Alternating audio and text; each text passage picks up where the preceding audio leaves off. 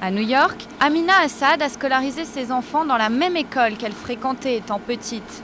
Seule différence, eux vont peut-être bénéficier de jours fériés musulmans sans en subir les conséquences. Je comprends leurs sentiments lorsqu'ils sont absents un jour et qu'ils se sentent perdus à leur retour à l'école, quand ils ont manqué un cours important ou bien quand ils ont manqué un examen.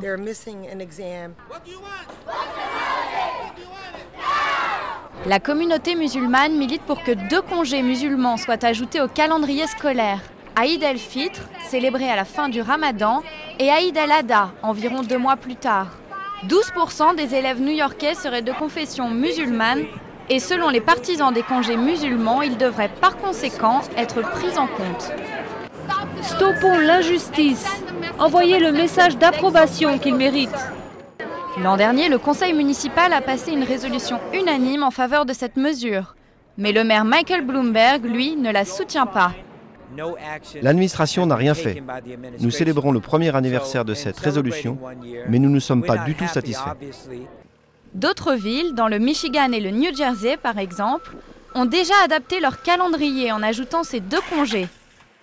À New York, les parents qui s'opposent au projet disent ne rien avoir contre l'islam.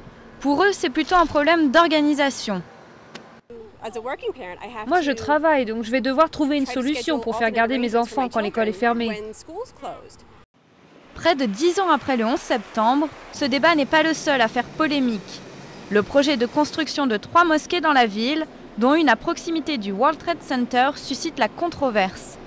Dans ce contexte difficile, les parents musulmans restent optimistes et espèrent que leurs enfants obtiendront la reconnaissance de leur foi dont ils n'ont jamais pu bénéficier.